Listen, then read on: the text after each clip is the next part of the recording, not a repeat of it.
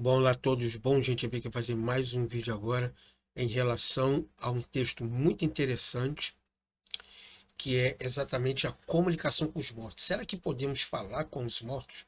A Bíblia dá respaldo para isso? Bom, Saul consulta uma pitonisa em Endor. O primeiro erro que nós achamos aqui é pitonisa.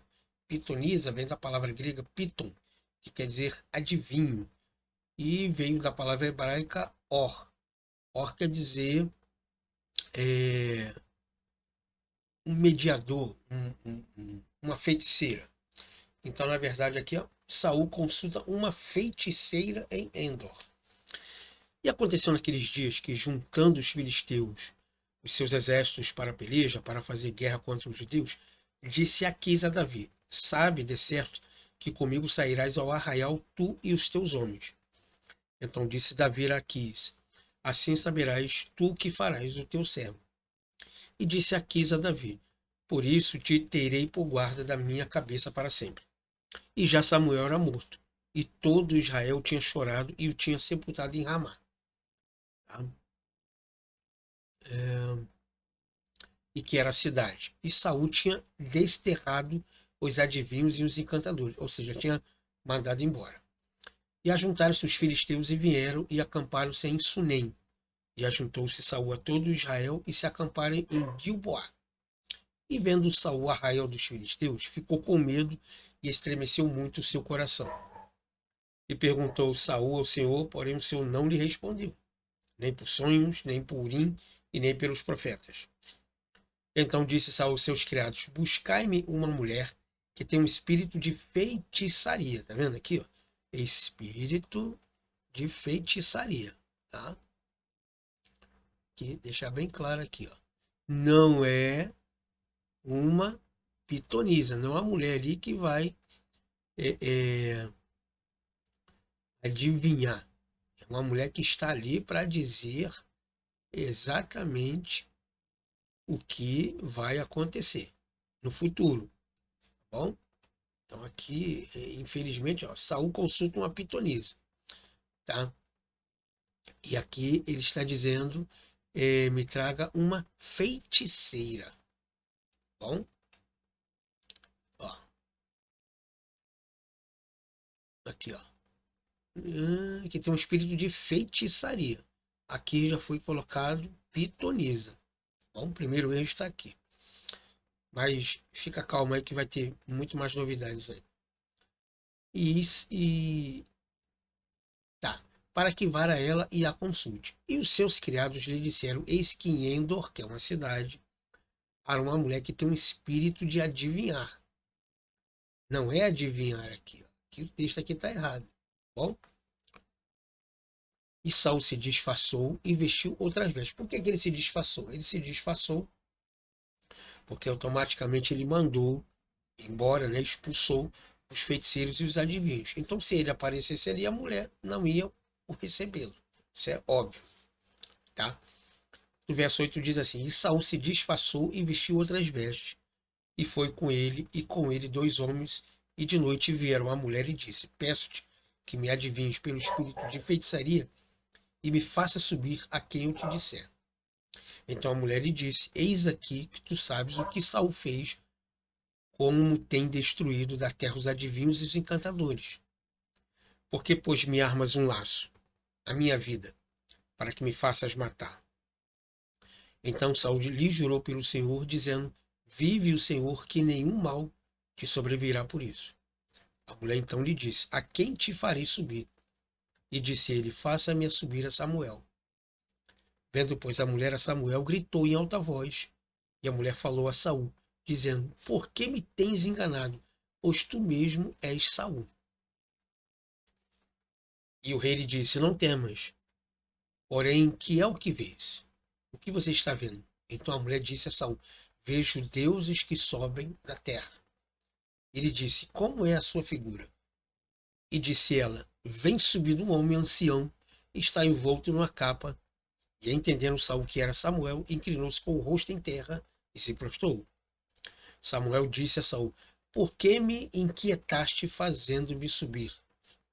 Então disse Saul: muito angustiado estou, porque os filisteus guerreiam contra mim, e Deus se tem desviado de mim, e não me responde nem mais pelo ministério dos profetas, nem por sonhos.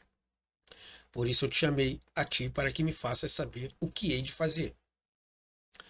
Então disse Samuel: por que, pois, a mim me perguntas, visto que o Senhor tem desamparado e tens feito teu inimigo? Porque o Senhor tem feito para contigo como pela minha boca me disse. E o Senhor tem rasgado o reino da tua mão e o tem dado ao teu companheiro Davi. Como tu não destes ouvir a voz do Senhor e não executaste o fervor da sua ira contra Amaleque, por isso o Senhor tem feito isto. E o Senhor entregará também a Israel contigo nas mãos dos filisteus, e amanhã tu e teus filhos estarão comigo. E o arraial de Israel o Senhor entregará nas mãos dos filisteus. E o texto continua, mas o que é mais interessante é somente este pedaço aqui que eu queria pegar. Então vamos pegar alguns detalhes aqui muito interessantes, que vai nos ajudar muito isso aqui, ó. O verso 4 ele diz assim: e ajuntaram-se os filisteus e vieram e acamparam-se em Sunem. E ajuntou-se Saul a todo Israel e acamparam em Gilboá. E vendo Saul o arraial dos filisteus, temeu e estremeceu muito o seu coração. E perguntou Saul ao Senhor, porém o Senhor não lhe respondeu, nem por sonhos, nem por Urim, nem pelos profetas. Então disse Saul aos criados: buscai minha mulher que tem um espírito de feitiçaria, para que eu vá a ela e a consulte. E os seus criados disseram: eis que Endor há uma mulher que tem um espírito de adivinhar. Agora, olha que coisa interessante aqui, ó. E Saul se disfarçou e vestiu outras vestes. E foi com ele e com ele 2 homens, e de noite vieram uma mulher. E disse: peço que me adivinhes pelo espírito de feitiçaria e me faças subir a quem eu te disser. Bom, o primeiro ponto está aqui. Faça-me subir. Bom, no terreiro de Umbanda ou de Candomblé, os espíritos, quando são invocados, eles descem, eles não sobem. Tá? Essa é a diferença. Por que que eles descem e eles não sobem? Presta bem atenção no que Paulo diz exatamente nesse texto aqui. Olha que texto interessante que Paulo escreve aos Efésios, no capítulo 2, verso de número 2. Em que noutro tempo andaste segundo o curso deste mundo, segundo os príncipes das potestades do ar. Potestades do ar. Que espíritos são esses? Do espírito que agora opera nos filhos da desobediência. Olha só, o espírito da potestade do ar. Então, como eu falei, no terreiro de Umbanda e Candomblé, os espíritos vêm de cima, não vêm de baixo, entendeu? O que vem de baixo é o ser humano, é o corpo físico que vai para lá. Presta bem atenção nesse texto aqui que eu vou ler para você. Olha que texto interessante aqui, Eclesiastes capítulo 12, verso 6 e verso 7 aqui, ó. Antes que se quebre a cadeia de prata e se despedace o copo de ouro, e se despedace o cântaro junto à fonte, e se despedace a roda junto ao poço, e o pó volta à terra como era, e o espírito volta a Deus que o deu. Versículo de número 6. Antes que se quebre a cadeia de prata, que é a união entre o corpo e o espírito, e se despedace o copo de ouro, que é a putrefação do corpo, que não existe mais. Tá? E se despedace o cântaro junto à fonte. O que é o cântaro? O cântaro é o copo aonde se enchia de água. Então, se não há mais vida dentro do meu corpo, então se despedaça a roda junto ao poço. Ou seja, o coração agora não tem como mais viver. E o pó, o que é que acontece? E o pó volte à terra, que pó? A putrefação do corpo agora se desmanchando, volte à terra como era, e o espírito que está dentro dele volta a Deus que o deu. Por quê? Porque Deus soprou no homem o fôlego de vida e o homem se tornou-se alma vivente. E agora então o espírito volta para Deus e o corpo agora volta para a terra. Porque o homem foi feito do pó e do pó ele vai retornar. Então nós vemos uma coisa interessante aqui agora, que nós vamos voltar lá no texto de Samuel para você entender sobre essa questão aí dos espíritos dos ares e os espíritos de baixo. Presta bem atenção. Olha só que coisa interessante aqui, ó. Aqui, ó. Quer ver? No verso 8. E Saul se disfarçou, claro, ele não queria dizer que era o Samuel que tinha, o Saul que tinha mandado expulsar os feiticeiros, e vestiu outras vestes, e foi com ele 2 homens, ele e de noite. Vieram a mulher. E disse: Peço-te que me adivinhes pelo espírito de feitiçaria e me faças subir. Faça subir, não descer. Olha a diferença aqui agora. A quem que eu te disser. Então a mulher lhe disse: Eis que tu sabes o que Saul fez com quem tem destruído da terra os adivinhos e os encantadores. Pois por que me armas um laço à minha vida e faz para me fazer matar? Olha só, ele chega perto da mulher, disfarçado, e manda ela subir alguém, o espírito de alguém. Só que ela, olha o que o texto está dizendo, não é eu que estou dizendo, não. É o texto. O texto está claro e está dizendo o seguinte: a mulher diz para ele ali, porque, no verso 9, por que me armas um laços à minha vida para me fazer matar? Ora, se ela estivesse com o espírito, a entidade nela, era óbvio que o espírito podia dizer: não, isso aí é Saul, que está disfarçado e está querendo te matar, está querendo armar uma coisa contigo. Então, na verdade, ela não estava em transe, ela não estava incorporada, porque ela não sabia quem era aquele que estava disfarçado. Ela estava na sua sã consciência. E esse que faz subir é Saul, o Samuel. Por quê? Porque Samuel desceu para a sepultura, igual o texto que nós falamos. Ele não subiu. Por que que ele não subiu? Presta bem atenção, que nós vamos ver outro texto agora, por que que ele não está nos céus. Se ele morreu, ele tinha que estar nos céus, certo? Mas não, ele está na sepultura. Vamos saber o porquê. Olha aqui essa carta do apóstolo São Paulo aos Tessalonicenses, capítulo 4, do verso 13 em diante. Só vou ler 2 versículos. Acerca da ressurreição e vinda de Cristo. Não quero, porém, irmãos, que sejais ignorantes acerca dos que já dormem, para que não vos entristeçais como os demais que não têm esperança, os que estão vivos.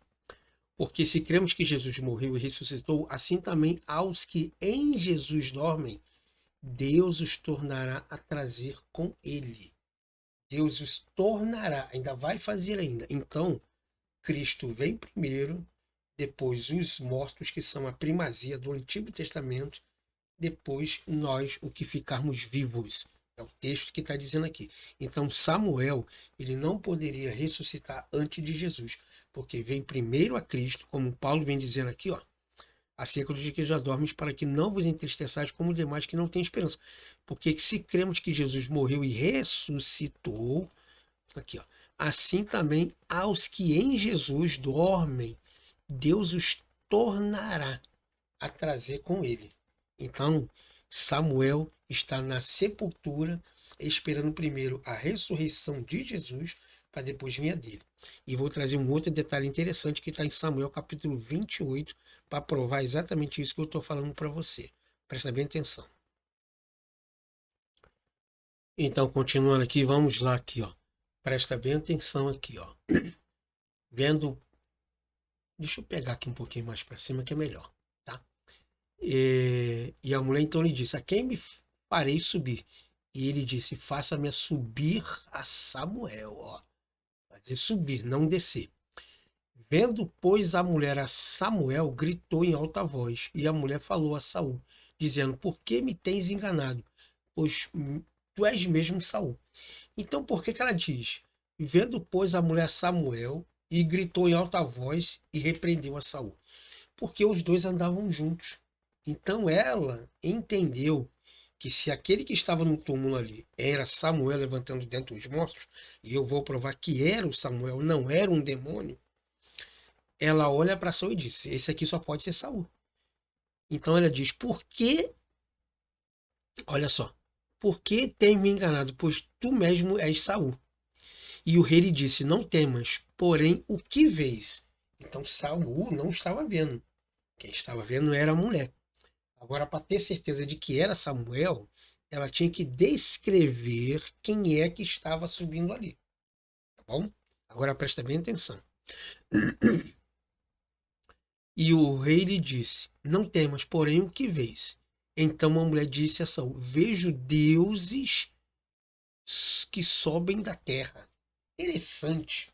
Ora, se era Samuel que estava levantando, vejo um Deus. Na verdade, aqui a palavra aqui é Deus, não é deuses, não, tá? Este aqui é Elohim, aqui é Deus.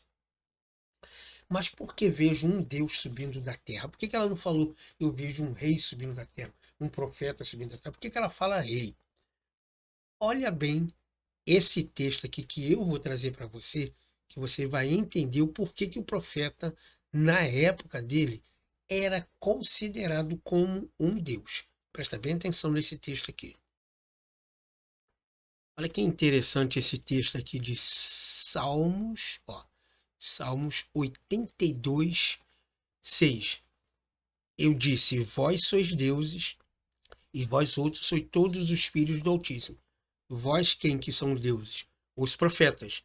Mas ele diz, todavia como homens morrereis e caireis como qualquer um dos outros príncipes. Então, os sacerdotes da época, eles tinham o poder e como vinha de Deus, era um mensageiro de Deus, então como eles faziam coisas extraordinárias, as pessoas os consideravam como um Deus. Então, o próprio salmista diz aqui, ó, eles, eu disse, vós sois deuses, e vós outros sois todos filhos do Altíssimo. Todavia, como homens morrereis, e caireis como qualquer um dos príncipes. Então, por isso que ela diz que eu vejo um Deus subindo da terra. Ela não diz profeta porque ela está fazendo um paralelo entre o profeta e Deus. Como ele é, na realidade, uma pessoa que vem da parte de Deus, então ele é um Deus que está vindo dos céus, tá bom? Lembrado do texto lá do Novo Testamento, que Paulo e Silas foi considerado como Deus, eis que Mercúrio, né, e Plutão desceu sobre nós, falando de Paulo e Silas. Vamos ver esse texto lá, que ele é bem interessante, que ele vai reforçar essa ideia de Samuel subindo da, da, da, do túmulo dentre os mortos, tá bom? E sendo considerado um Deus e não tem nada a ver com Satanás. Presta bem atenção aqui. Eu cometi um pequeno erro aqui de nome. Na verdade é Paulo e Barnabé. Tá? Eu falei que era Silas, mas isso aí acontece aí, tá bom? Olha o que acontece aqui no verso de número 8 do livro de Atos dos Apóstolos, capítulo de número 14. Estava sentado em Listra certo varão liso dos pés, coxo, desde o seu nascimento, o qual nunca tinha andado. Este ouviu falar de Paulo, que fixando nele os olhos e vendo que tinha muita fé para ser curado, disse em voz alta, levanta-te direito sobre os teus pés. E ele saltou e andou. E as multidões, vendo que Paulo fizera, levantaram a voz, dizendo em língua liacônica, fizeram-se os deuses semelhante aos homens e desceram até nós. Olha só.